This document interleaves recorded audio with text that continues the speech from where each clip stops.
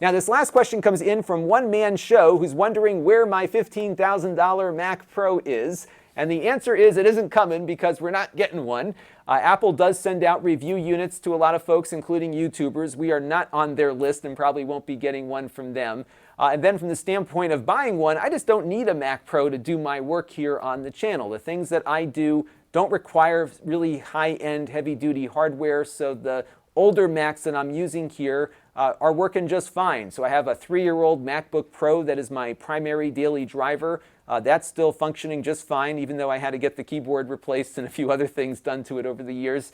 My iMac, my 27-inch iMac over there, the 5K, that thing's been working great for the last 4.5 years. No need to upgrade that one. Both my MacBook Pro and my iMac are editing 4K video without any real lag or slowdown. It just works fine. Now, I don't do a lot of fancy compositing. I don't have a lot of high-end production value here, so all of the benefits of such a high-end device would be lost on me, which is why I don't buy super high-end stuff if I don't need it. We also have a Mac Mini that we got earlier in the year. That is a 6-core i7 that Jake uses in his workstation for editing. That's working fine for him there too. And then, of course, we have our really old 2012 MacBook Pro Retina, which Jake uses on the road to edit. And that would be something we might replace if I switch over to 4K a little bit later this year, because it just chokes on 4K video. But everything else seems to work fine with it, so we're going to stick to where we are.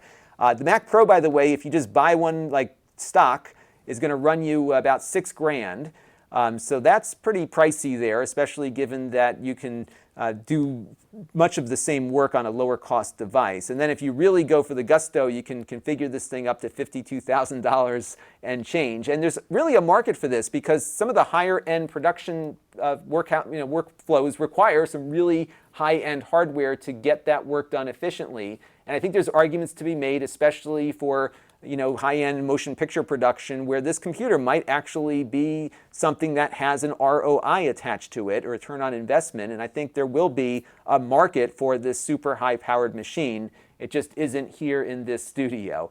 It does remind me, though, of the Mac 2FX. This came out in, I think, 1990.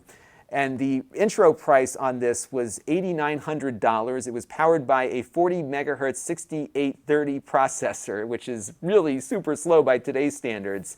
And this thing would be the equivalent of $17,200 in 2019 dollars, just to give you a sense as to what the high end usually costs you no matter what era you're in. And the 2FX, of course, had super high color counts. I think it was the first to really hit the 16.8 million color palette.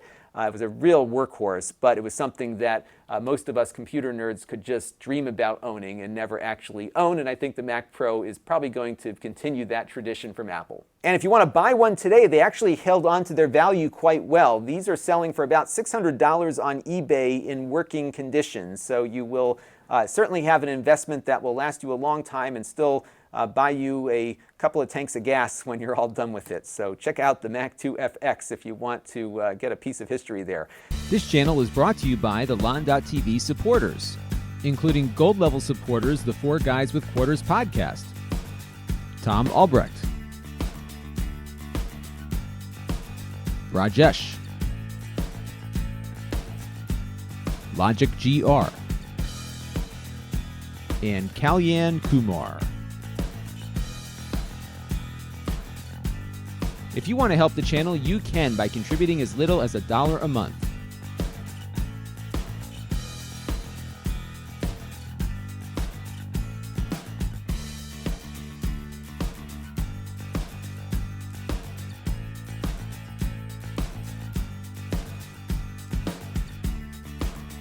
Head over to lon.tv/support to learn more.